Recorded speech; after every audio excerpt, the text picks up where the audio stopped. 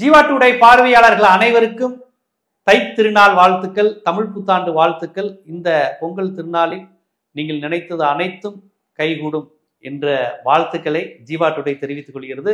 வயதில் மூத்தவங்களா இருந்தீங்கன்னா ஜீவா டுடே உங்களுக்கு வணக்கத்தை தெரிவித்துக் கொள்கிறது. இந்த பொங்கல் நாளில், இந்த பொங்கல் கொண்டாட்டத்தில் நாம் சந்திக்க இருக்கும் ஆளுமை உங்கள் விருப்பமான உமாபதி தமிழன் அவர்கள். சார் வணக்கம். வணக்கம். வணக்கம். உங்களுடைய வாழ்த்துக்கள்ல ஒரு திருத்தம், சிறு ஒரு பிழை இருக்கிறது. சரி சொல்லுங்க. பாட்டில் பிழை இருக்கிறது. ஆமா, என்ன பிழை இருக்கிறது அப்படின்னா, வாழ்த்து சொன்னீங்க எல்லாரும் நல்லா இருக்கணும்ன்றதெல்லாம் ஓகே. நீங்கள் நினைத்தது எல்லாமே நல்லா நடக்கணும் அப்படின்னா சில பேர் நடத்திருப்பாங்க. அதனால அதெல்லாம் நடந்துச்சு அப்படின்னா குடும்பத்துல பிரச்சனை வரும், பக்கத்து வீட்டுல பிரச்சனை வரும். அதனால வந்து நீங்க நினைச்சிருப்பாங்க. உங்களுடைய நல்ல நோக்கங்கள்ல என் தம்பி பாண்டே சொல்லுவாங்க, உங்களுடைய நல்ல நோக்கங்கள் நிறைவேற வாழ்த்துக்கள். யார்கிட்ட திமுக காரண்ட பேர் சொல்லுவாரு, ஆமா நல்ல நோக்கங்கள் நிறைவேற அடிக்கிறது நம்ம நல்ல நோக்கம் அப்படின்னா அதுக்கு வாழ்த்துக்கள் அப்படின்ற மாதிரி. அப்படி பார்த்தோன்னா அவனுக்கு வாழ்த்தையே சொல்ல முடியாது அப்படின்ற மாதிரி இருக்கு. இருந்தாலும் அந்த வாழ்த்தை வந்து நல்ல விஷயங்களுக்கு நீங்க நல்லா வரணும். பொங்கல் அன்னைக்கே உமாபதி சார் ஆரம்பிச்சிட்டாரு அப்படின்னு கமெண்ட்ல போடுவாங்க. எடுத்த உடனே வா அப்படின்னு பண்ணிருப்பாங்க. அப்படி தமிழர்களை பொறுத்தவரையும் தை மாசங்கிறது அவனுக்கு பணம் வரும், விவசாயிகளுக்கு அது ஒரு செலவில்லாத பண்டிகை, மக்கள் எல்லாரும் ஒரு ஒற்றுமையை வலியுறுத்துற பண்டிகை. அதனால அதுல அவன் சில விஷயங்களை நினைக்கிறான், அது நடக்கட்டும் அப்படிங்கிற அந்த அடிப்படையில தான் நீங்க நினைப்பேன். நல்ல விஷயங்கள் நினைக்கிறேன், நல்ல விஷயங்களுக்கு வாழ்த்துக்கள் சொன்னீங்கன்னா. இப்ப கவர்னருக்கு நீங்க வாழ்த்து சொன்னீங்கன்னா நம்ம நாசமா போயிடுவோம். அப்படி இருக்கு. நீங்க யாருக்கு சொல்லணும், அவர் தமிழ்நாடே இருக்கக்கூடாது. சீமானுக்கு வாழ்த்து சொன்னீங்களா, உன் நோக்கம் எல்லாம் நிறைவேற வாழ்த்துக்கள் அப்படின்னா தமிழம்புறம் அழிஞ்சு போயிடுவான். அதனால இப்ப பொதுவாக வாழ்த்துக்கள், நீ நல்லது நினைச்சேன்னா வாழ்த்துக்கள் அப்படின்ற மாதிரி சொல்லணும். அந்த மாதிரி ஒரு வாழ்த்துக்களை சொல்லி நீங்க ஆரம்பிக்கிறீங்க. நீங்க இப்ப கேள்வியை கேட்கலாம். நீங்க தான் கேள்வி கேட்கறதுக்கு முன்னாடியே சொல்லிட்டீங்களே, சீமானை பற்றி பேசிட்டீங்க. சீமானை வந்து திராவிட இயக்கங்கள், பெரியார் அமைப்புகள், கம்யூனிஸ்டுகள் எல்லாரும் போட்டு திட்டிக்கிட்டு இருக்காங்க, தலித் அமைப்புகள், விடுதலை சிறுத்தைகள் எல்லாம்.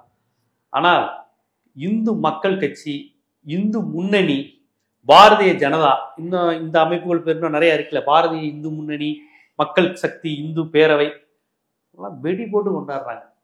நீதாயா வேணும், எங்கேயா இருந்த இவ்வளவு நாளா அப்படின்னு அர்ஜுன் சம்பத் ஓப்பனாகவே சொல்லிட்டாரு. தம்பி நீயா அப்படி பேசியிருக்கிறது சரியான பாதைக்கு வந்திருக்க தம்பி, இணைந்து பயணிப்போம் அப்படின்னு அர்ஜுன் சம்பத்லாம் சொல்லியிருக்காரு. இந்த இதை எப்படி பார்க்குறீங்க சீமானுடைய இந்த பயணத்தை? எப்படி பார்க்குறது அப்படின்னா, திருச்சியில் வந்து லலிதா ஜுவல்லர்ஸை கொள்ளையடிச்சாங்க. ஆமாம், அந்த ஓட்டை போட்டு கொள்ளையடிச்சவொடனே என்ன பண்ணுறாங்கன்னா ஒரு 3 பேர் சேர்ந்து கொள்ளையடிச்சிருக்காங்க. 3 பேர் கொள்ளையடிக்கும் போது இந்த லலிதா ஜுவல்லர் ஓனர் போய், எப்படி தம்பி ஏன் கடையை தேர்ந்தெடுத்தீங்க, இவ்வளோ பாதுகாப்பு இருந்தும் இந்த இடத்த உடைச்சா இந்த இடத்துல நகை இருக்குன்னு எப்படி தம்பி கண்டுபிடிச்சிங்க, அதை மட்டும் சொல்லுங்க. கேஸ் இருந்ததுக்கு நீங்கள் நகையை கூட தர வேணாம், ஏன்னா நான் அடுத்த கடைகளை பாதுகாக்கிறதுக்கு அப்படின்னு சொல்லி போய் அந்த டிசிட்ட சொல்லி பர்மிஷன் வாங்கி, சார் ஒரு 5 நிமிஷம் அதை திருடன்ட்டு நான் பேசணும், எப்படி கரெக்டாக அடித்தேன், ஏன் கடையை எதுக்கு அடித்தேன், எப்படி இந்த இடத்துல ஓட்டை போட்டால் இங்கே நகை இருக்குன்னு உனக்கு தெரியும், யார் சொன்னாங்களா, அதை மட்டும் சொல்லிடு, நான் யார்ட்டையும் சொல்ல மாட்டேன்னு போய் ஒரு போலீஸில் பர்மிஷன் கொடுத்து கேட்டிருக்காங்க. கேட்டவுடனே அவன் என்ன சொல்லிட்டான்னா, தொழில் ரகசியம் சொல்ல முடியாது, உங்க கடையா இருக்கலாம், ப்ரொஃபஷனல் எத்திக்ஸ் நான் சொல்ல முடியாது. அதுக்கப்புறம் வந்து அவன் கொள்ளையடிச்சவன் இவன் தான் பேப்பர்ல வந்ததுக்கு அப்புறம் அந்த தஞ்சாவூர்காரங்கள அந்த ஏரியால இருக்கு 2-3 பேர், இவனாயா அது, முந்தா நாள் டாஸ்மாக்லயா கூட சரக்கு அடிச்சாயா, புரியுதா உங்களுக்கு? சில பேர் சொல்லுங்க இவரா அப்படின்னு, அன்னைக்கு கூட அவரை பார்த்தாங்க, அவ்வளவு பெரிய ஆளாங்க அவர் அப்படின்ற மாதிரி எல்லாம் பேசுறாங்க. அப்ப இவனும் நம்மாளா அப்படின்னு அவங்களுக்கு தெரிஞ்சதுக்கு அப்புறம் தான் என்ன பண்றாங்கன்னா ஜெயிலில் போய் பாக்குறாங்க. நாங்களும் அந்த தொழில் தானே பண்ணியிருக்கோம், முந்தா நாள் கூட நம்ம சரக்கு அடிச்சோம், ஒரு வார்த்தை நீங்க சொல்லவே இல்லை எவ்வளவு பெரிய ஆளுன்னு சொல்லி, நாங்க ஏதோ வழிபறி பண்ணி செயின் பர்ஸ் அடிச்சுட்டு 1000-500 பண்ணிட்டு அதுல 400 ரூபாய்க்கு குடிச்சுக்கிட்டு முட்டை புரோட்டா சாப்பிட்டு படுத்துருக்கோம். இவ்வளவு பெரிய செய்ய இருந்தா நான் கூட வந்திருப்பேன், இல்லையா தொழில் காசு கூட நீங்க தர வேணாம், ஏதாவது தோடு திருகாணி மட்டும் இந்த சம்பவத்தில் நான் பங்கேற்றேன் பெருமை. நீங்க எப்படின்றது உங்களோட தொழில் நாங்க கத்துக்குவோம். நீங்க எல்லா நகையும் கிலோ கணக்கில் அழுனா கூட அந்த தோடோ திருகாணியோ கிலோ இருந்தா அதை வச்சு நாங்க புழைச்சிக்கோம். யானை கவலத்துல மாதிரி நான் புழைச்சிக்க தலைவா உங்களோட காசா கேட்டோம்னு சொல்லி எல்லாம் போய் பார்த்துருக்காங்க ஜெயில. இது நம்மாளா. இது எப்ப தெரியும்னா ஒரு கடையை உடைச்சு திருந்ததுக்கு அப்புறம் தான் அவன் ஃபேமஸ் ஆகும். இப்படிதான் வந்து சீமான் வந்து ஒரு கண்ணக்கோள் திருடன்றது எப்ப தெரியுது அப்படின்னா, அவன் வந்து பேச பேச பேச கடைசியில் எக்ஸ்போஸ் ஆன உடனே இது நம்மாளா, அர்ஜுன் சம்பத் சாக்க ஆரம்பில. எனக்கு அர்ஜுன் சம்பத்தை வந்து சீமானுக்கு முன்னாடி இருந்தே தெரியும், 98 90ல இருந்து தெரியும் எனக்கு. கோவையில ஆமா கோவையில இருந்த அவர் இந்து முன்னணியில இருந்தாரு. வந்து குண்டு வெடிப்புங்க. அப்புறம் அதுக்கு முன்னாடி இந்து முன்னணியில மாநில செயலாளர் ஆரம்பத்துல வந்து அப்பயே எனக்கு பழக்கம். என்ன செய்தி ரீதியா ஒரு கட்சிக்காரன் கிடையாது, அவரும் எனக்கு பழக்கம். ராமகோபாலனை பார்க்கணும், அவரை தான் பார்க்கணும். ஆமா, ராமகோபாலன் நான் பேட்டி எடுத்திருக்கேன் அந்த காலகட்டத்தில். பாஷாவும் எனக்கு தெரியும், அன்சாரியும் தெரியும், இப்போ சிறையில் இருக்காப்புல அன்சாரி. இவர்கள் எல்லாமே வந்து அரசியல் கட்சி சார்ந்தவர்கள். சாதாரண வெளியில் இருந்த காலகட்டத்தில் 98 தானே பாம்பு பிளாஸ்ட் வந்து 90களிலே இவர்கள் எல்லாமே தெரியும். அர்ஜுன் சம்பத் நல்லா பழக்கம். ஆனால் அர்ஜுன் சம்பத் ரொம்ப கஷ்டப்பட்டு முன்னேறினார் அரசியல். சாதாரண குடும்பத்தை, ஏழை குடும்பத்தை சேர்ந்தவர். அவர் சொல்றாரு, நானும் பெரியாரிஸ்டா இருந்து நீங்க தெரிஞ்சிருக்கேன், அந்த இதுல இருந்து நான் வெளியே வந்துட்டேன். அது மாதிரி சீமானும் வந்துட்டாரு. அவரு பெரியாரிஸ்ட்லாம் கிடையாது. ஏன்னா அவர் வேற பெரியார சொல்லுவார். அவர் எந்த பெரியாரிஸ்ட்னா இந்த ராமகோபாலன் ஒரு பெரியாரிஸ்ட், பெரியவர். அவரோட ரிஸ்ட், அவருக்கெல்லாம் இசம் பெரியவர், அவருடைய இசம், அவரோட இசம் தான். அவர் பெரியவர், இவர் இஸ்ட். அதனால அந்த பெரியவர் இஸ்ட்ன்றத பெரியாரிஸ்ட் சொல்லிட்டாங்க. பெரியவா இஸ்ட், இவர் பெரியாரிஸ்ட் கிடையாது. ஸோ அப்படி இருக்கும்போது கஷ்டப்பட்டு முன்னேறி வந்து இன்னைக்கு ஒரு வீடை வாங்கி கோயம்புத்தூர்ல ஒரு சொந்த வீடு, ஒரு நல்ல அப்பார்ட்மெண்ட்ஸ்ல வாங்கினது எப்பன்னா இப்பதான் 5 வருஷம் கடுமையான உழைப்பு. பழைய அம்பாசிடர் டிவிஎஸ்லாம் போயிட்டு இருந்த காலத்துல தான் எனக்கு ஒரு நண்பன் தான் இருக்காப்புல. அவரே ஆச்சரியப்படுறது என்னன்னா, சீமானை பார்த்து ஆயா இப்படி அடிச்சாம்படியா அந்த பக்கமா போய் புரியுதா உனக்கு? நீங்க வந்து கிரிக்கெட்ல பாத்தீங்க அப்படின்னா டோனினா வர்ற பாலை எதிர்த்து அடிப்பார் 6-4. அசாருதீன் ஒரு கிரிக்கெட் மகா கோல்மால் பிடிச்சவன், பலத்தை எல்லா திருட்டு வேலையும் பண்ணுவான். ஏன்னா எந்த ஊழல்னாலும் முதல்ல அசாருதீன் தான். ஆனா அவன் வந்து கிரிக்கெட்ல பயங்கரமான பிளேயர். எப்படி அப்படின்னா வர்ற பாலை அப்படின்னு ஆஃப்ல தட்டி விடுவாப்புல. 60% வேகத்துல வர்றதை கூட ஒரு 10% வேகத்தை அதிகரித்து 4க்கு போயிடும். இப்படி டிஸ் பண்ணுவாப்புல ரிஸ்ட்ல, இப்படி 6 போகும். அந்த மாதிரி ஒரு பயங்கரமான பிளேயர். அதே மாதிரி ரவி சாஸ்திரின்னு ஒருத்தர் ஒரு பயங்கரமான பிளேயர். அவங்களாம் எப்படின்னா எதிர்த்து அடிக்க மாட்டாங்க, பவர் கொடுத்தாலும் அடிக்க மாட்டாங்க, அப்படி அப்படி வர்றதை திருப்பி விடுவாங்க. கவாஸ்கர் இந்த மாதிரியான பிளேயர்ஸ் இருப்பாங்க. அந்த மாதிரி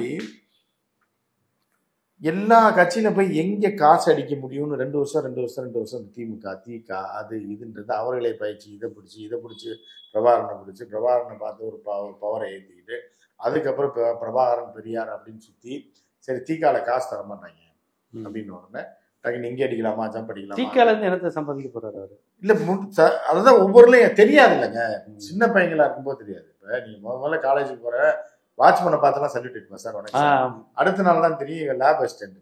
அதுக்கப்புறம் அப்படின்னு வாங்கி, அது எப்போனா ஒரு 10 நாள் கழிச்சு முதல் நாள் வணக்கம் பண்ணுவேன் யாரை பார்த்தாலும். ஏன்னா அவன் பெல்ட் போட்டிருப்பான், ஷூ போட்டிருப்பான், வச்சிருப்பான், லேப் அசிஸ்டன்ட், வாட்ச்மேன் எல்லாம் இருப்பாங்க. 3ஆவது நாள் தான் யார் வாட்ச்மேனு யார் கேன்டீன் பாயின்றது தெரியும். அப்புறம் வேற மாதிரி டீல் பண்ணுவாங்கல்ல. ஸோ அந்த மாதிரி என்ன பண்ணுறாங்கன்னா, சீமான் ஒவ்வொரு இதுக்குள்ளே எப்படி காசு அடிக்க பார்க்காது, இவங்கெல்லாம் தரமாட்டாங்க போலையே, பெரிய அமௌண்ட்டை போட முடியாது போலையே அப்படின்னா ஈழத்தமிழர்கள் மட்டும் ஏமாத்து காசு கொடுத்துட்டு இருந்தாங்க. கொடுத்துட்டு இருக்கும்போது அதில் சேர்த்து வீடு காரெல்லாம் வாங்கி நல்ல செல்வாக்க ஃபாரின். ஈழத்தமிழர்கிட்ட என்ன சொல்லி பணம் கேட்பாரு? இப்போ மதிமுக இவர்கிட்ட எம்பி கிடையாது, எம்எல்ஏ கிடையாது, இதெல்லாம் இருந்தால் தான் குறைந்தபட்சம் லாபி செய்ய முடியும்.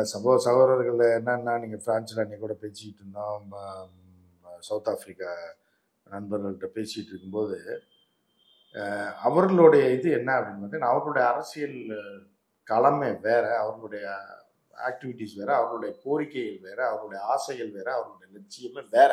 அதுக்கும் தமிழ்நாடு அரசுக்கும் 999% ஒத்து போகாது. இதுதான் 2 பேரும் தொப்புள் கொடி உறவு. அவர்களுக்கு பிரச்சனைன்னு வந்தப்ப நம்ம செஞ்சோம், தமிழ்நாட்டிலேருந்து செஞ்சோம். வைகோ போன்றவர்கள் அவர்களுக்கு ஆயுதம், எம்ஜிஆர் கோடிக்கணக்கில் அடிச்சு கொடுத்தாரு, சரியா? அதே மாதிரி நீங்கள் வந்து பார்த்தீங்க அப்படின்னா அதற்கான ஏற்பாடுகளை செய்தவர்கள் இன்னும் சிலர் உயிரோடு இருக்காங்க. பண்ருட்டி ராமச்சந்திரன் போன்றவர்கள். அவர் தான் எம்ஜிஆர்ட்ட சொல்லி இல்லை ஆரம்பிரப்பன் ஃபர்ஸ்ட் வந்து ஆரம்பிரப்பன் தான் வந்து எம்ஜிஆர் கூட இருந்தவர். அவர் தமிழ் உணர்வாளர். அப்புறம் வந்து இப்போ அந்த இவர் மேயராக இருந்தார், அவர் வந்து சைதைத்துறை சாமிலாம் போய் பல முறை பணத்தை கொடுத்துட்டு வந்திருக்காரு. முதல்ல 1 கோடி கொடுத்தவர் எம்ஜிஆர் தான். சுரங்க பாதையில வச்சு கொடுத்தாருன்னு சொல்லுவாங்க. ஆமா, கார் பார்க்கிங்ல வச்சு. அதே மாதிரி பண்ருட்டி ராமச்சந்திரன் அவர் வந்து பெரிய அளவில் அவங்களுக்கு டீலிங் பேச்சுவார்த்தைகள், திம்பு பேச்சுவார்த்தைகள்லாம் அவர் போயிருந்தாரு. அப்ப அந்த மாதிரி ஆட்கள், ஈழப்போரை வளர்த்தெடுத்தவர்கள், தலைவர்களை உருவாக்கியவர்கள்லாம் பேசாம இருக்காங்க.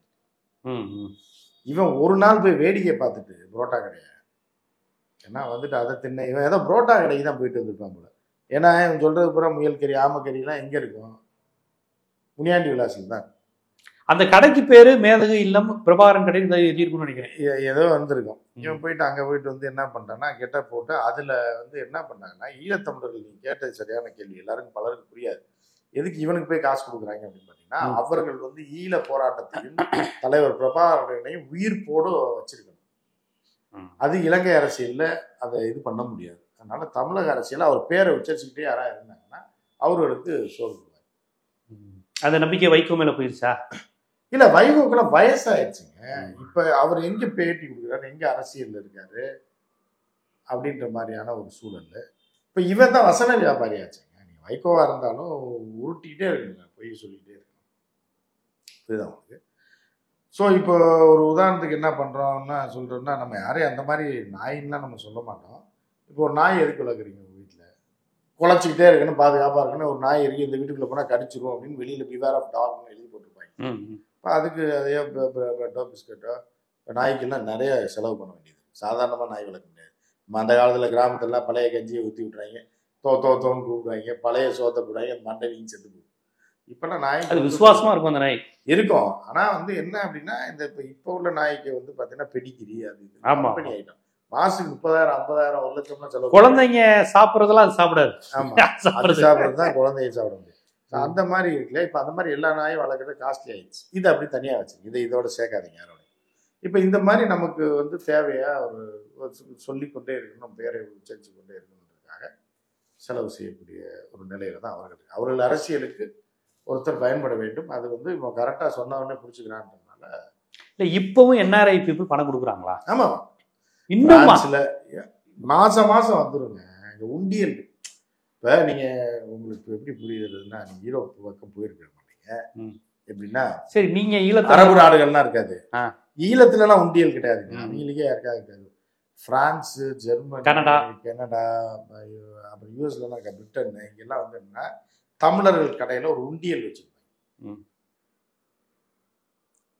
அது பேர் வந்து ஏதோ, அது வந்து ஈழ உண்டியல் மாதிரி. அது அந்த உண்டியல்ல அவர்களால் ஆன உதவியை செஞ்சிருப்பாங்க. அவன் $1 போட்டான்னா 85 ரூபா. ஆமா, இப்ப 85 ரூபா போடுவீங்களா? இருக்காது, 5 ரூபா 10 ரூபா 5 ரூபா போடுவோம், அதிகபட்சம் 20 ரூபா 10 ரூபா போடுவீங்க, 20 ரூபா போடுவீங்க. அவன் $1 போடுவான். அந்த $1 நம்மளோட €1 போடுவான். €1 போட்டா 100 ரூபா. அந்த $1 காயின் இருக்குங்க, போட்டு போயிடுவாங்க டப்பால. அது நமக்கு எவ்வளவு? 100 ரூபா. $1 எவ்வளவு? 85 ரூபா. இதை சேர்த்து $1000 எவ்வளவு? 1000 ரூபான்னா 85,000. 1000 ஈரோனா 1 லட்சம் ரூபா. என்னாச்சு? 10 கடையில் போட்டேன், 10 லட்சம் 20 லட்சம் 2 மாதத்துக்கு ஒரு டைம் கலெக்ஷன் பண்ணி ஏதாவது குருவிகிட்ட கொடுத்துருப்பாங்க. கொடுத்துக்கிட்டு அண்ணனுக்கு செலவு வேணா, அண்ணன் கார் வாங்குறதுக்கு, வானூர்தி வாங்குறதுக்கு வசூல் அப்படின்னு. வானூர்தி வசூல். வானூர்தியில் திறனதிலாம் ரொம்ப ஓப்பனாகவே இப்படிதான் கேட்குறாரு. அப்படி கேட்டு தான் வாங்குவாங்க. ஏன்னா அவங்க வந்து எதுக்காக வச்சிருக்காங்க அப்படின்னா, இவன் பேசிக்கிட்டே, நீங்க எந்த பேட்டியை வேணாலும் எடுத்து பாருங்க, கடைசியில பிரபாகரன்ல தான் முடிப்பான், இல்ல பிரபாகரன்ல தான் ஆரம்பிப்பான். புரியுதா? நீங்க இப்போ விஜய் டிவி இந்த ஸ்பான்சர், இந்த பிகைண்ட் புக்ஸ் எல்லாம் பாத்தீங்கன்னா, ஒரு நிகழ்ச்சி நடத்துறாங்கன்னா அந்த ஆங்கர் முதல்ல சொல்லணும், இந்த நிகழ்ச்சியை வழங்குவோர் கோல்கேட், இது இந்த டீப் ஸ்லீப் நீயானாலே சொல்லிட்டு தானே ஆரம்பிக்கிறேன். கோபியா இருந்தாலும் சொல்லிதான், பெரிய ஆங்கர் அதெல்லாம் கிடையாது, 10 விளம்பரத்தை நீ சொல்லிதான் ஆகணும், அப்பதான் காசு சோறு உனக்கு அப்படின்றாங்க. அதே மாதிரி இவன் வந்து எங்க ஆரம்பிச்சாலும் ஆரம்பத்திலேயே முடிவுலேயே பிரபாகரன் பேரை சொல்லிதான் முடிப்பான். தலைவன் வழியில வந்தவங்க, நான் வந்து எங்களுடைய அரசியல் என்னோட தலைவனோட அரசியல் தான், இது எங்கேயா எடுத்துருவான். நீங்க வந்து மாரியத்தா கோயிலுக்கு கூழ் ஊத்த போனாலும் அங்க பிரபாகரன் எடுத்துருவான். குடியாத்தத்துல கூழ் ஊத்துவாங்க, அங்கேயும் அவன் போயிருப்பான். அங்கேயும் பார்த்தீங்கன்னா பிரபாகரன் பேரோட முடிப்பான், இல்லை ஆரம்பிப்பான், இல்லை நடுவில் சொல்லிடுவான். என் தலைவன் எனக்கு அப்படி சொல்லிக் கொடுக்கவில்லை, நான் வந்து அப்படி இப்படின்னு ஏதாவது பேசி அந்த விளம்பரத்தை ஏற்றிடுவாங்க, வாங்குற காசு. இதை நீங்கள் வாட்ச் பண்ணி பாருங்க. அவனோட எந்த பேட்டியை எந்த யூடியூப்ல எடுத்து பார்த்தீங்கன்னாலும் பிகினிங்லேயே நடுவுலேயே எண்டிலேயே பிரபாகரன் பேரை உச்சரிக்காமல் இருக்கவே மாட்டான். பிரபாகரனுக்கு தமிழக அரசுக்கு சம்மந்தமே இல்லை. பிரபாகரன் ஒரு மானம் உள்ள ஒரு மாபெரும் தலைவர், புரியுதா? ஒரு வரலாற்று நாயகன். அந்த மாதிரி ஒரு மனிதன், ஒரு வீரன் வந்து சமீப காலத்தில் இந்த நூற்றாண்டில் நம்ம பார்த்ததில்லை, நம்ம கண் முன்னால் வாழ்ந்த ஒரு மிகப்பெரிய வீரன். ஸோ அதை வச்சுட்டு இவன் பிராண்ட் ஆகிறான். இல்லை, இவர் பிரபாகரன் எல்லாருக்கும் சொந்தமாக. அவர் ஒரு கருத்தை சொல்லியிருக்காரு. பிரபாகரன் இவரை சந்தித்த போது, அந்த எல்லாரும் சந்திச்சாங்களா, அப்போ வந்து ஒரு கருத்தை சொன்னாராம், பெரியாரையும் திராவிடத்தையும் ஏற்றுக்கொள்ளாதே அப்படின்னு. அதனாலதான் நான் அவரை சந்திக்கும் வரை நான் திராவிட அடிமையா இருந்தேன். இந்த திருட்டு கூட்டத்தை எப்ப சந்திச்சானே ஈழப்போருக்கெல்லாம் முன்னாடி, அதுக்கெல்லாம் 2009 பார்த்தாங்க. ஆமா, இவரை 10 நிமிஷம் பேசிட்டு இருந்தாங்க. 10 நிமிஷத்துல இவ்வளவு வரலாறு சொல்லிட்டாரான்றது வேற விஷயம். 2008 பார்த்தேன்ல, அப்ப நீ வந்து தமிழ்நாட்டுல இறங்கினோடனே பெரியார் எழுத்துல பேசிட்டு. ஆமா, என் தலைவன் சொல்லிட்டான். ஏன்னா இவன் சந்திச்சதுக்கான ஆவணமே கிடையாது. ஏன்னா இவன் வடை சாப்பிட்டான் அதுன்றான், ஆமக்கறி தின்னுன்றான், அதுக்கு எந்த ஆவணமும் கிடையாது. இவன் என்ன பண்ணிருக்கான்னா, அங்கே சரி ஒரு கருத்தியல் படியே வச்சுக்கணும். பிரபாகரன் பெரியாரோட எதிரின்னு வச்சுக்கணும். என்னை பிரபாகரன் எந்த தலைவனையும் எதிர்த்தது கிடையாது. அவருடைய நல்ல விஷயங்கள், இப்ப அவருடைய தலைவன் யார் தெரியுமா? பிரபாகரனோட தலைவர் தமிழன் கிடையாது, நேதாஜி சுபாஷ் சந்திர போஸ். புரியுதா? அவர் தமிழரா? அவர் நேசித்த தலைவர்கள், பின்பற்றிய தலைவர்கள், சர்வதேச தலைவர்கள்லாம் வேற. பிரபாகரன் தன் வாழ்நாள்ல ஒரு நாள் கூட சிங்கள பொதுமக்களை கொல்ல உத்தரவு கிடையாது, கொன்னதும் கிடையாது. அந்த மாதிரி ஒரு தலைவன் இந்த உலகத்திலே கிடையாது. புரியுதா? எவனையும் வந்து அவமரியாதையா பேசுனது கிடையாது, எவனையும் கழுவி ஊத்துறது கிடையாது. கருத்தியல் ரீதியாக மட்டும்தான் பேசுவார். அப்படிப்பட்ட பிரபாகரன் பேரை கெடுத்துக்கிட்டு இருக்கான். இவன் வந்து அங்க கேட்டான்ல, சரி பிரபாகரனே சொல்லிட்டாரு பெரியார, நீ என்ன சோத்தை திங்கிறியா இல்ல வேற என்னடா திங்கிற நீ? பிரபாகரன் சொன்னாருன்னு சொல்றலடா. 2009 நீ இதை சொல்லியிருக்கின்றாங்க. பிரபாகரன் தலைவன் சொல்லிட்டாரு, பெரியாரை நான் எதிர்ப்பது தான் என் வேலை, பெரியார் கொள்கை இதெல்லாம் டுபாக்கூர்னு நீ அன்னைக்கு சொல்லிதுன்னா மறைச்சேன். காசை வாங்கிட்டு இன்னைக்கு சொல்ற. இவ்வளவு நாள் என்ன பண்ணிட்டு இருந்த நீ? பியா தின்னுட்டு இருந்த? என்ன சாப்பிட்டுட்டு இருந்த நீ டெய்லி? நீ 2008 பிரபாகரன் சொல்லியிருந்தான்னா 2008 நீங்க அந்த மண்ணில் கால் வச்சேன்னா வந்து திருப்பி உன் கட்சி ஆரம்பிச்சேன்னா, அதுக்கப்புறம் அப்ப இருந்தே நீ பெரியார் எடுத்துருக்கணும்ல. எதுக்கு பெரியார் போன வருஷம் வரைக்கும் பெரியார் விழா கொண்டாடுன நீ? அப்ப நீ உனக்கு வந்து இங்க இருந்து மாமூல் வர வரைக்கும் பண்ணிருக்க. இது வேற ஒன்றும் இல்லை ஜீவா. இதை நம்ம வளரலாம் இழுக்க வேணாம். இவன் ஒரு நாதாரி எச்சக்கலை. புரியுதா? இவன் வந்து எப்படி அப்படின்னு பாத்தீங்கன்னா, இவனுக்கு கொடுக்கப்பட்ட அசைன்மெண்ட் என்னன்னா, 2 பேரையும் அழிக்கணும். யாருன்னா பிரபாகரனை பேரையும் கெடுக்கணும், பெரியார் பேரையும் கெடுக்கணும். அப்ப என்ன பண்றோம்? RSS agenda. அதுதான் மாபெரும், இந்த நூற்றாண்டின் மாபெரும் தலைவர், தமிழர்களால் போற்றப்படக்கூடிய மாபெரும் தலைவர் யார் அப்படின்னா பிரபாகரன். கடந்த நூற்றாண்டின் மாபெரும் தலைவர். என்றைக்கும் தமிழர் பின்பற்றக்கூடிய கோயிலுக்கு கும்பிடுவான், சிவனை கும்பிடுவனும் பெரியார வழியை இது பண்ணுவான், பெருமாளை கும்பிடுவனும் போவான், ஐயப்பனை கும்பிடுவனும் போவான், கிறிஸ்தவனும் போவான், முஸ்லீமும் போவான். அப்படி ஏன்னா பெரியார் வந்து ஒரு தலைவர். அவர் வந்து எந்த மதத்தை சார்ந்தவர் இல்லை. பாகுபாடு இல்லாமல் எல்லாரையும் வச்சு செஞ்சிருக்காரு. ஒரு பக்கம் பாகுபாடு இல்லாம எல்லாருடைய நன்மைகளையும் செஞ்சிருக்காரு. சரியா? ஸோ இப்போ வந்து இது ஒரு இது. அப்போ அவங்களோட அஜெண்டா என்னன்னா, பெரியாரை இந்த மண்ணில் இருந்து நீக்கினா மட்டும்தான் இவங்க அந்த 3% கும்பல் பிழைக்க முடியும்.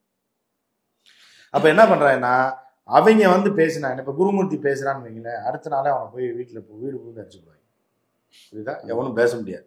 இல்ல எச் ராஜா பேசுறான்னா, சரி அவன் வந்து கொள்கை ரீதியில எச் ராஜா வெளியே எச் ராஜாவுக்கு மரியாதை கொடுக்கலாம். ஏன்னா அவரோட கொள்கையில உண்மையா இருக்கு, அவருடைய இனத்துக்கு உண்மையா இருக்காரு. அவர் இனம் சார்ந்த ஒரு அரசியல் பண்றாரு. அதுக்காக என் இனத்தை அழிச்சிட்டு நீங்களாம் வாழுங்கன்னு எவனும் சொல்ல மாட்டான். ராஜா வந்து பாராட்டலாம். ஏன்னா எச் ராஜா ஓப்பனா பேசக்கூடியவர். அவர் இனம் சார்ந்த பிராமண சமூகம் வந்து சார்ந்த கொள்கைகளை கொண்டு போறாரு. அவர் எதிரின்னு சொல்லி அடையாளப்படுத்துறாரு. அவர் எனக்கு யார் எதிரி அப்படின்றத அடையாளப்படுத்துறாரு. அதனால ராஜாவுக்கு ஒரு மரியாதை. இப்ப என்ன பண்றாங்க அப்படின்னா, அவர்கள் என்ன பண்றாங்கன்னா, பெரியாரை அப்புறப்படுத்த வேண்டும், அவர்களால முடியல, அகற்ற வேண்டும் சொல்லி இந்த 70-80 வருஷமா போராடுறாங்க. 80 வருஷமா 100 வருஷமா போராடுறாங்களா? அவங்களால முடியல. அந்த கொள்கை வந்து பெரியார் செத்தே 50 வருஷத்துக்கு மேல ஆச்சு. இவங்களால முடியவே இல்லை. என்னென்னமோ பல்டிலாம் அடிச்சு பார்த்துட்டாங்க. இப்ப என்ன பண்றாங்கன்னா, கைக்கூலியை வைத்து பிரபாகரன் தான் சொல்லுவாரு. எப்படின்னா, நாம் எதிரிகளால் வீழ்த்தப்பட மாட்டோம், துரோகிகளால் தான் வீழ்த்தப்படுவோன்றது எனக்கு தெரியும். இந்த போரின் முடிவு துரோகிகளால் நாம் வீழ்த்தப்படுவதற்கு அதிக வாய்ப்பு இருக்கு, நாம் வந்து சுதாரிப்பா இருந்துக்கணும்னு சொல்லி யாரு மேதகு பிரபாகரன் அவர்களே சொல்லியிருக்காரு. அப்ப அதே மாதிரிதான் கருணா என்கிற துரோகினாலையும் இன்னும் சில துரோகிகள்னாலையும் தான் ஈழ போராட்டம் வீழ்த்தப்பட்டுச்சு. புரியுதா? அதே மாதிரி இவனை வைத்து காய் நகர்த்துறான். இவன் வந்து தமிழ் தேசியம் பேச வச்சு இவனை பிராக்டிஸ் கொடுத்ததெல்லாம் அவங்க தான். இந்த ட்ராக்ல நீ போயிட்டே இரு. அப்ப இருந்தே 2009 இருந்தே இல்ல அதுக்கு இப்பதான் சமீபத்துல தான் இவன் அவன் கட்சி இதுல சேர்த்திருக்காங்க, ஆட்டையில சேர்த்திருக்காங்க. ஏன்னா இவன் உன்னை ப்ரூவ் பண்ணாதானே இவனை மேட்ச்ல இறக்கி விடுவாங்க. அதுக்காக 5 வருஷம் கத்திட்டு இருந்தா.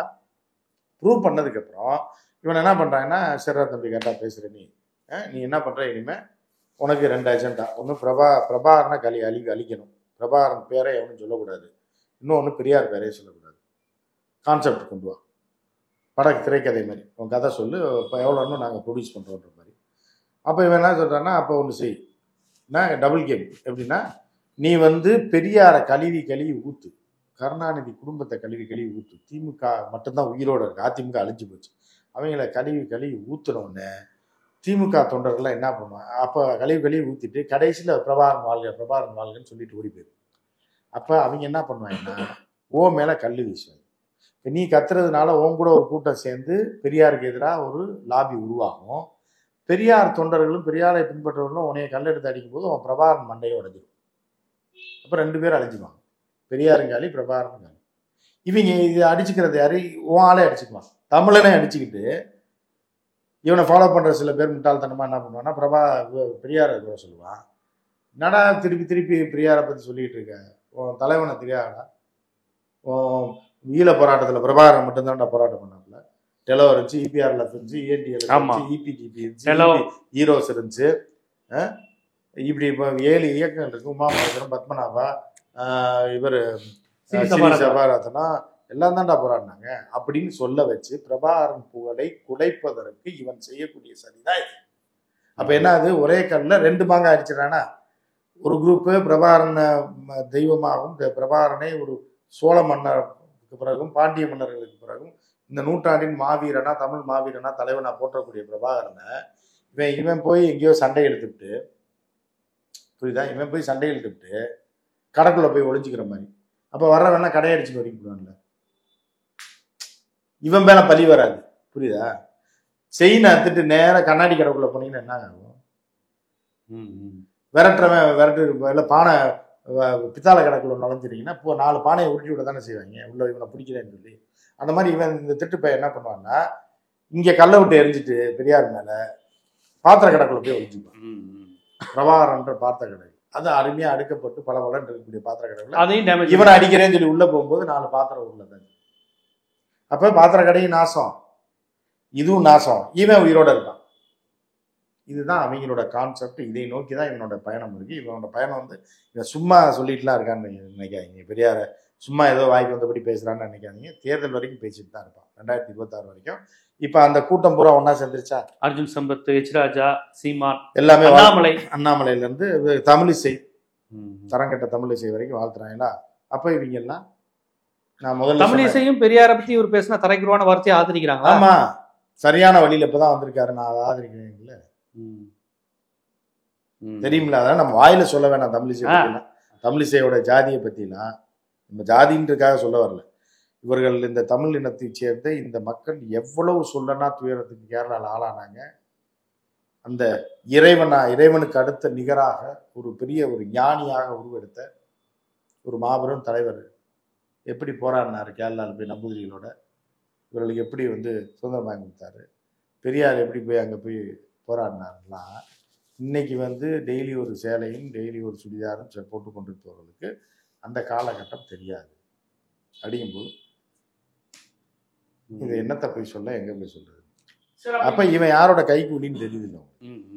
அங்கிருந்து அனுப்பப்பட்டவன் அவன். இவன் என்னன்னா ஒரே நேரத்துல பிரபாகரன் புகழையும் கெடுத்து பிரபாகரனையும் நாசப்படுத்தக்கூடிய இதை நாம் விடவே மாட்டோம். பெரியாரை பத்தி பேசினாலும் விட மாட்டோம், பிரபாகரனுக்கு தீங்கு எந்த ஆங்கிள் வந்தாலும் விட மாட்டோம். இவன் வந்து லோக்கல் அரசியல்வாதி, புரியுதா, லோக்கல்ல உண்டை கட்டியை திரண்டு வாழக்கூடிய ஒரு டுபாகூர். இவெல்லாம் வந்து பிரபாகரன் புகழை கெடுப்பதற்கோ அண்ணன் தந்தை பெரியாருடைய புகழை கெடுப்பதற்கோ ஒருபோது இவனை இந்த ஊரை விட்டே இந்த மாநிலத்தை விட்டு ஓடுறானா இல்லைன்னு பாருங்க. அரசியல் கட்சி சொல்றீங்களா 2026 பாருங்க, 26க்கு அப்புறம் பாருங்க இருக்கானா. இப்படி ஆகும். இல்லைன்னா அவங்களே பிடிச்சி உள்ள போட்டுருவாங்க. யாரு இவனுக்கு எவன் காசு கொடுத்து இவனை தூண்டி விடுறானோ அவனே ஒரு கேஸ்ல பிடிச்சி இவனால பிரயோஜனம். அது நம்ம மாசம் கோடிக்கணக்கில் பணம் வருமா? இல்ல ஒரு இந்த இதுக்கு இவ்வளவு ஒண்ணு பேசிப்பாங்க, தேர்தல் உனக்கு நான் பாத்துக்கிறோம் அப்படின்னு சொல்லி. இன்னொரு ட்ராக்கு இவன் ஈவனா போயிட்டு இருக்கான். எதுக்கு போயிட்டு இருக்கான் அப்படின்னா, பிஜேபியோட கூட்டணி சேர்றதுக்கு தயாராகிட்டு இருக்கான் 2026. அதுல அவர்கள் தொண்டர்களே வந்து நம்ப மாட்டாங்க அப்படின்றதுனால என்ன பண்றான், இப்ப இருந்தே ரூட்டு போடுறான். என் திமுக சேரவில்லையா பிஜேபியோட, அண்ணா வந்து 1964 சங் பரிவார்களோட சேர்ந்து கூட்டணி வைக்கலையா, பெரியார் அவர்களை கூப்பிட்டு பேசலையா, பெரியார் வந்து இவர் யாரு ராஜாஜியோட நட்பு பாராட்டலையா? நட்பு தானே பாராட்டு. கல்யாணத்துக்கு கூட்டு கையெழுத்து போடச்சுலன்னு. கல்யாணத்துக்கு யார் கல்யாணம் தான் பண்றாரு. இதுல என்ன இருக்கு? பக்கத்து வீட்டுக்காரங்க எதிர்த்துக்காரங்க கூட மாட்டீங்களா? நண்பருங்க, அவரு சொத்தை மீட்டு கொடுத்து வழக்கறிஞர். ஆனா அதாவது இது எப்படி பாசிட்டிவா நெகட்டிவ் ஆகுறான் பாத்தீங்களா? அப்படி நண்பராக இருந்தும் தனக்கு திருமணம் செய்து வைத்த போதிலும் பிராமண எதிர்ப்புல விலகவே இல்லை. அவர் அதே கொள்கையில இருந்து பிராமணர்கள் தான் அழிக்கப்பட வேண்டியவர்கள் நின்னாரா இல்லையா? அவர் கல்யாணம் பண்ணி வச்சாருன்றக்காக ராஜாஜி பின்னாடியா போயிட்டாரு? இல்ல அவர் வீட்டுல மாடி வீட்டுல தங்கிக்கிறேன் நான் பொண்டாட்டியோடன்னு சொல்லி போனாரா? அவரை பெல்லாரி சிறையில வச்சாரு ராஜாஜி பெரியார. கல்லோட இந்தியா எதிர்க்கிற போ அப்படின்னு வச்சாருல. அப்ப வைக்கும் போது நட்பு வேறு இது வேற. இவனை மாதிரி நாதாரியா, இவனா தெல்லவாரியா? இவனை மாதிரி வாய்க்கு வந்தபடி பேசுற, காசை வாங்கிட்டு ஒரு இடத்துல பேசுறது, இதை தின்னுட்டு இவன் என்னத்தை திங்கிறானே தெரியல. புரியுதா உங்களுக்கு? இவன் ஓசி சோறு, இவன் நல்ல சோறே 35 வயசு வரைக்கும் தின்னது இல்லை. நல்ல சோறு, சாம்பார். திரைப்படத்துறையில இருந்திருக்காரு. திரைப்படத்துல என்ன பண்ண அசிஸ்டன்ட் டைரக்டருக்கு இப்ப சினிமால ஷூட்டிங் சோறு போடுவாங்க. பாரதிராஜாட்ட அது பாரதிராஜாட்ட இல்ல, ஷூட்டிங் இருந்த நேரம் தான் சோறு போடுவாங்க. ஷூட்டிங் இல்லாதனால ஈரத்துணியை கட்டிட்டு படுத்திருந்தவன் தான் 35 வயசு வரைக்கும். ரைட்டா? இப்ப நல்ல சோறே சாப்பிடாதவங்க இளமையில. புரியுதா? அப்ப இப்ப அவனுக்கு சோறு, காசு எல்லாம் வந்த உடனே அதுக்கு அடிமையாகி இவன் தமிழினத்தை காட்டி கொடுப்பாரு. சிவாஜி ஃபேமிலியோட ரொம்ப நெருக்கங்கிறாரு சீமான். சிவாஜி பிரபாகரனோடய நெருக்கம்னு சொல்லும்போது சிவாஜி அப்பா தலைவன். சிவாஜி பிரபு எங்க அண்ணன், சிவாஜி அப்பா. இவனா யார வேணாலும் அப்பான்வாங்க. புரியுதா இல்லையா? யார வேணாலும் அப்பத்தானுமா அப்பான்வாங்க.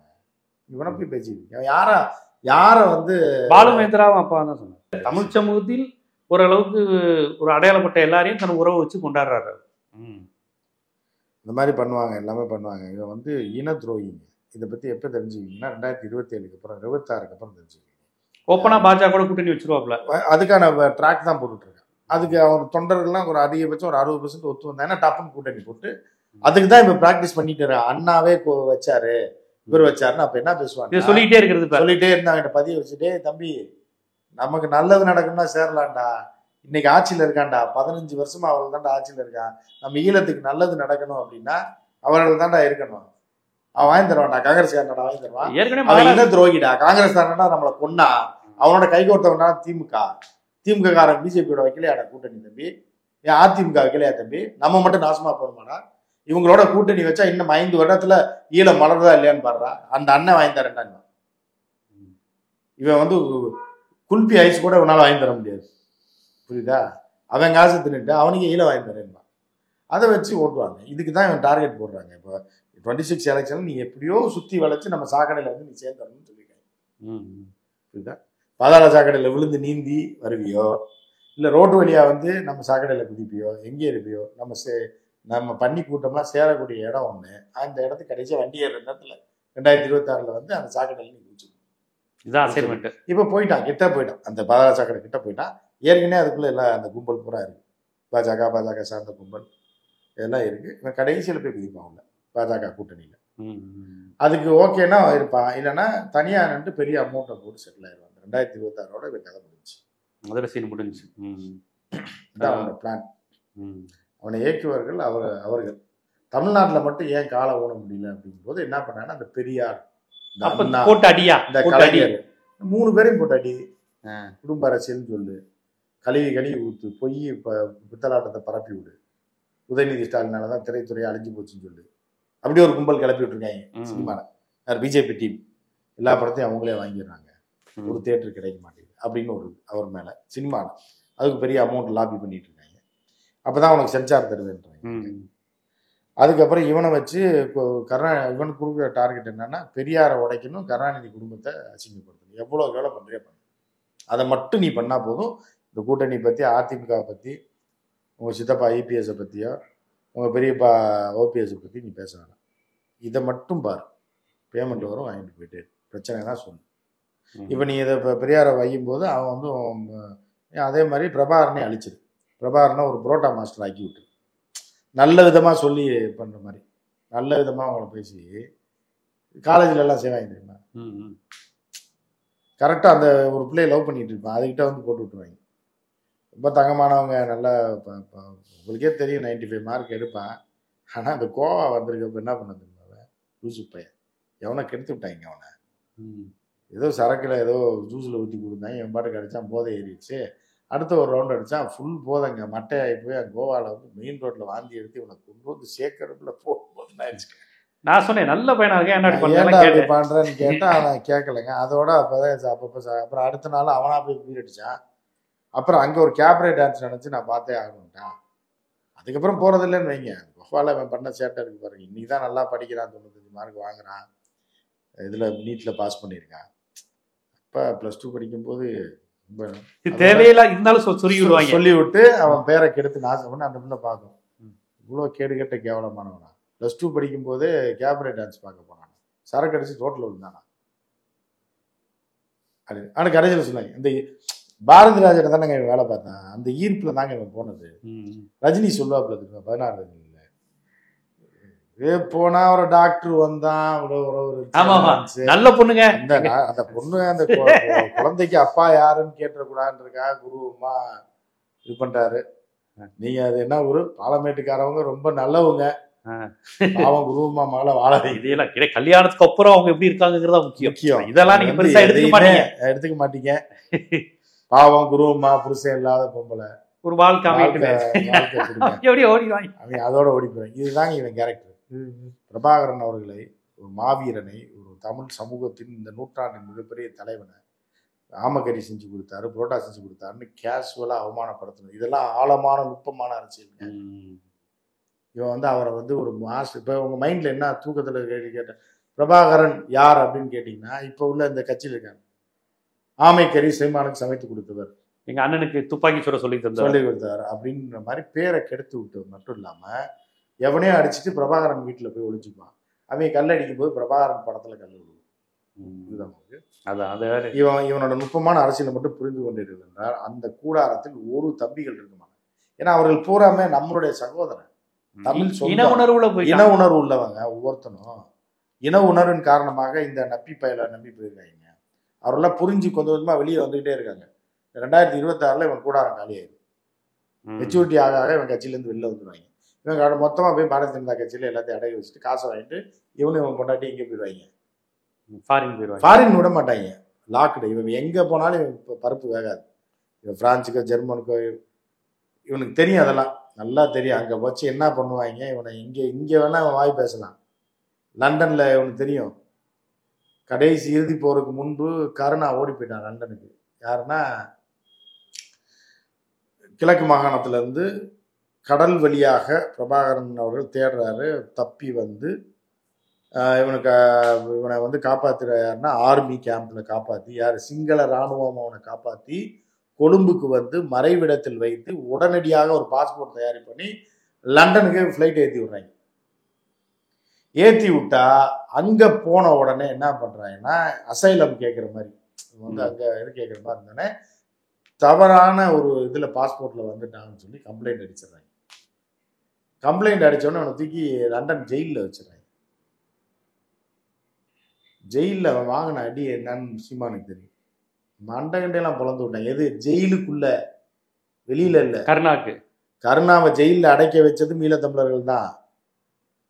ஜெயிலில் அடைக்க விட்டு அடிச்சு மண்டகண்டையெல்லாம் திறந்தவன். நீங்க கருணாவோட இன்டர்வியூ பண்ணியிருக்கீங்களா? ஆமா ஆமா, கருணாவோட இலங்கையில் ரெண்டு முறை கருணாவை அடித்து ஓட விட்டவர்கள் ஈழத்தமிழர்கள். அதுக்கப்புறம் இங்கிலாந்து கவர்மெண்ட் இது பிரிட்டன் கவர்மெண்ட் பயந்துக்கிட்டு என்னடா இது பிரச்சனைன்னு சொல்லி உடனே அங்கேருந்து நாடு கடத்தி கொழும்புக்கு அனுப்பி விட்டாங்க.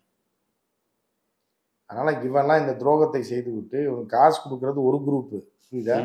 சீமானுக்கு காசு கொடுக்கறது ஒரு குரூப்பு, முக்கியமான குரூப்பு. அவர்கள் எதற்காகனா பிரபாகரன் பத்தி பேசணும், உயிர்ப்புடன் வச்சிருக்கணும் அந்த பிரச்சனைன்றதுக்காக காசு கொடுத்துட்டு இருக்காங்க. இன்னொரு குரூப்லாம் அவனுக்கு ஆகவே ஆகாது. அங்கே போய் மாட்டினான்னு வைங்க, போக மாட்டான். ஏன்னா பாஸ்போர்ட் முடக்கப்பட்டிருக்கு, பல நாட்டில் விசா தர மாட்டாங்க.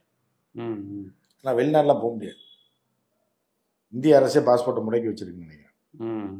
முடக்கி வச்சுட்டு தான் இந்த வேலையை செய்ய சொல்லி, இந்த வேலையை செஞ்சால் அவனுக்கு பாஸ்போர்ட் பிற்காலத்தில் நீ போய் வெளிநாட்டில் செட்டில் ஆகலாம். இல்லை இதை செய்யாமல் நீ வந்து தனி அரசியல் பண்ணனா உள்ளத்துக்கு போகும். இல்லைதான், இதுதான் வந்து உண்மையான அரசியல். நீங்கள் புரிஞ்சுக்க வேண்டும். கண்டிப்பாக சீமான் மீது கருத்தியல் ரீதியான விமர்சனங்கள் எல்லாரும் வச்சுக்கிட்டு இருக்கிறாங்க.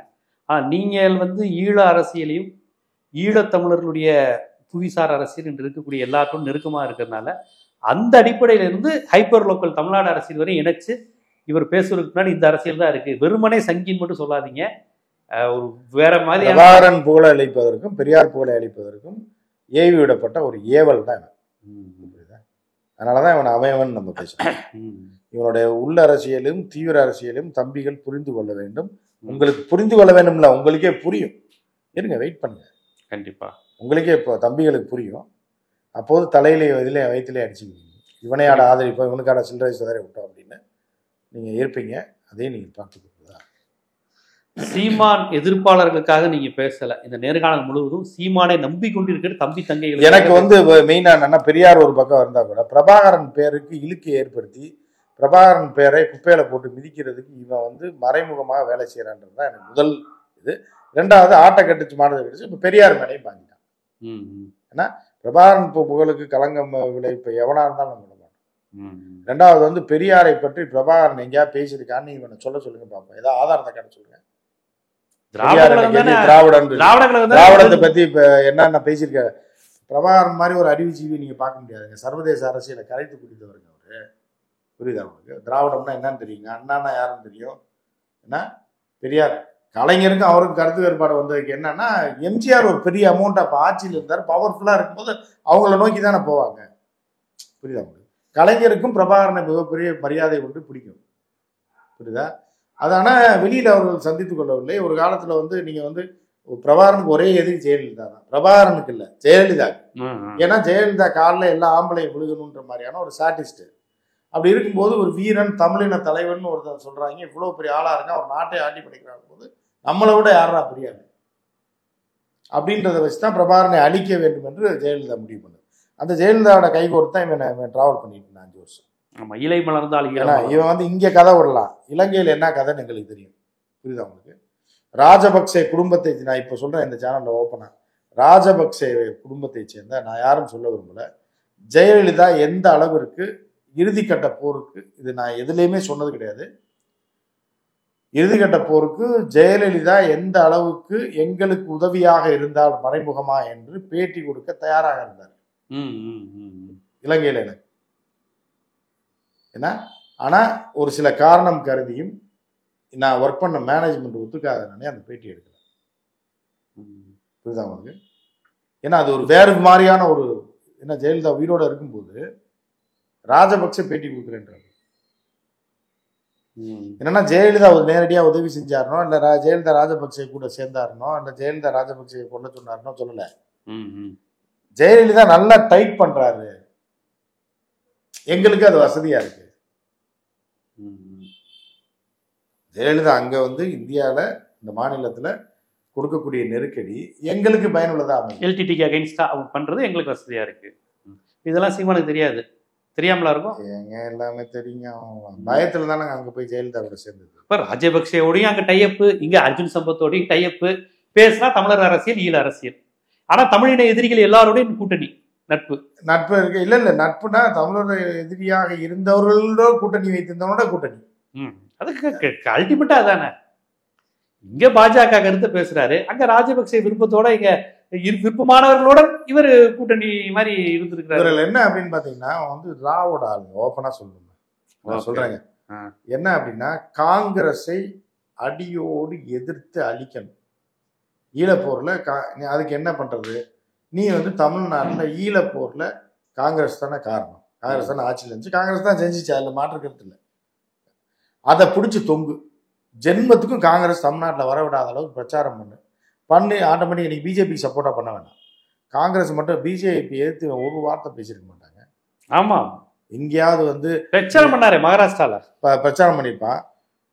மோடி எதிர்த்தோ, அமித்ஷாவை எதிர்த்தோ, ராஜ்நாத் சிங் எதிர்த்தோ, இல்லை வேறு ரயில்வே துறை அமைச்சர் எதிர்த்தோ, இங்கே நடக்கக்கூடிய அவலங்களை எதிர்த்தோ ஒரு வார்த்தை அவன் பேசியிருக்கான்னு சொல்லுங்க, வீடியோ காட்டுன்னு பார்ப்போம். காங்கிரஸ், ராஜீவ் காந்தி, ராகுல் காந்தி, அது அவங்க செஞ்சாங்க ரைட்டு. இதற்கு சீமான் செய்த காரணம் வேறு, அதான் நீங்க புரிஞ்சுக்கணும்.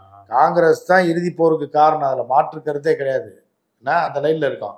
ஆனா இதை பயன்படுத்தி கொண்டு இதை வியாபாரமாக்கியவன் சீமான். காங்கிரஸ் தான் கொன்னுச்சுன்னு பரப்பி விட்டு அவர்களே ரைட் ஓகே அதை செஞ்ச ஓகே, அது யாருக்காக செஞ்சீங்கன்னு தெரியல. புரியுதா? ஸோ வந்து இதெல்லாம் வந்து ஆரம்பத்துல இருந்து காங்கிரஸை எதிர்த்து பாஜகவுக்கு மறைமுக ஆதரவு செய்த அவங்ககிட்ட காசை வாங்கிட்டு ஒரு அரசியல். அது முடிஞ்சு போச்சு. இப்போ காங்கிரஸ் செத்து போச்சு அப்படின்ற மாதிரி 15 வருஷமா இவங்க ஆட்சியில் இருக்காங்க. காங்கிரஸை விட்டுட்டு திமுகவை போட்டு அடிக்கிறது அடுத்த அஜெண்டா. மூணாவது அஜெண்டாவை பார்த்தாங்க, இந்த தேர்தலையும் நம்ம ஜெயிக்க முடியல, 40க்கு 40 திமுக வருது அப்படின்னா, அப்போ ஏன்டா வரல, ஒரு பிராமணருக்கு கூட சீட்டு கொடுக்கல அப்படிங்கும்போது என்ன பண்றாங்க, பெரியாரை தூக்கு, அண்ணா வெட்டுரு. அண்ணா எதுவுமே சொல்ல மாட்டான். பெரியார் இப்போ இந்த அசைன்மெண்ட் வந்து இப்போ பெரியார் கொடுக்கப்பட்டிருக்கு. உன்னைய பிடிச்சி போட்டாங்கன்னா நான் பார்த்துக்கிறேன், உன்னைய பிடிச்சி உள்ள போடவே முடியாது, ராவோட ஆளு நீ பிடிச்சி போட முடியாது உன்னைய. ரெண்டாவது வந்து லீகல் லாபி நான் பண்ணி தரேன், அவனுக்கு எந்த பிரச்சனையும் கிடையாது. கண்டிப்பா உன்னைய பிடிச்சி உள்ள போட்டால் அடுத்த செகண்ட் நீ அவனுக்கு பெயில் கிடைச்சிடும். சீமானை தமிழ்நாட்டில் இருக்கக்கூடிய மற்ற கட்சிகள் மாதிரி பார்க்காதீங்க. ஒரு உருவாக்கப்பட்ட கட்சி, செயற்கையாக உருவாக்கப்பட்ட கட்சி. ராஜபக்சே சிங்கள பேரினவாத எதிர்ப்பு பேசிட்டு ராஜபக்சேக்கு சாதகமான வேலையை தான் பண்ணுவார். பிரபாகரனை ஆதரிக்கிறேன்னு சொல்லிட்டு பிரபாகரன் பிம்பத்தை சிதைக்கின்ற வேலையை ரொம்ப சிறப்பாக பண்ணுவார். பிஜேபியை எதிர்க்கிறேன்னு சொல்லிட்டு பெரியாரையும் திராவிடத்தையும் அழிக்கிறதுக்கான வேலையை தான் பார்ப்பாரு. இதை தயவு செய்து அமைப்பில் இருக்கக்கூடிய தம்பிகள் புரிஞ்சுக்கோங்கன்னு ஒரு ஈழ ஆதரவாளராக, பிரபாகரன் மீது தீரா பற்று கொண்டவராக இந்த விஷயத்தை அந்த தம்பி தங்கிகளுக்கு நீங்க சொல்லியிருக்கீங்க. பார்ப்போம். இதுல இன்னொரு விஷயத்தையும் நான் சொல்றேன். பெரியார் என்ன சொல்லுவாருன்னா, ஒரு விஷயம் உங்களுக்கு தெரியும், நீங்க வந்து ஒரு திராவிட சிசு தானே, உங்களுக்கு தெரியும். பெரியார் சீமானுக்கு வெறுப்பேத்திட்டே இருக்கீங்க. இல்ல அப்படின்னு, அதாவது என்னன்னா, பெரியார் சொல்றாருல, பார்ப்பனன் எதை வேண்டாம் என்கிறானோ அதை உடனே நீ செய்ய, எதை வேணும்ன்றானோ அது பக்கமே போகாதான்னு சொல்றாருல. அதே மாதிரி சீமான் யாரை எதிர்க்கிறானோ அவன் தான் தமிழினத்திற்கு ஆதரவானவன். சீமான் யாரை ஆதரிக்கிறானோ அவன் தமிழினத்துக்கு விரோதம். மோடி, அர்ஜுன் சம்பத், அண்ணாமலையை தான் ஆதரிக்கிறாரு. இல்ல இனிமே நம்ம கண்டுபிடிச்சு சொல்ல வேணாம், அதான் சொல்லிட்டாரா, அவர் வீழ்ந்து விடாத வீரம் அர்ஜுன் சம்பத் வீழ்ந்து விடாத கடைசியில் அர்ஜுன் சம்பத் வீழ்ந்து விட்ட வீரம், என்ன மண்டியிடாத மானம், மண்டியிட்ட மானம், வீழ்ந்து விட்ட வீரம் மண்டியிட்ட மானம் தான் சீமான். இதுதான் ஒரிஜினல் டைட்டில். ஏன்னா எவன் ஜோர் போடுறானா, எவன் சம்பளம் கொடுக்குறானோ அவனுக்கு சாதகமாக தான் பேச முடியும். பேசிட்டு உண்மையில் இந்த நேர்காணல் மூலமாக பல்வேறு உண்மைகளை சொல்லியிருக்கீங்க. அதில் பயங்கரமான ஒரு கோபம் இருக்கு. ஒரு இனத்தை இப்படி பண்ணிட்டீங்களே, இனத்துக்கு எதிராக அப்படி செயல்படுறீங்களே அப்படிங்கிற அந்த கோபத்தையும் ஆவேசத்தையும் சொல்லியிருந்தீங்க. நிறைய தரவுகள், ஆதாரங்களை சர்வதேச அளவில் சொல்லியிருந்தீங்க. பார்ப்போம் இது தமிழர்களிடம், குறிப்பாக தம்பி தங்கிகளிடம் என்ன மாதிரியான மாற்றத்தை, தாக்கத்தை ஏற்படுத்துதுன்னு பொறுத்து வந்து பார்க்கலாம். நன்றி.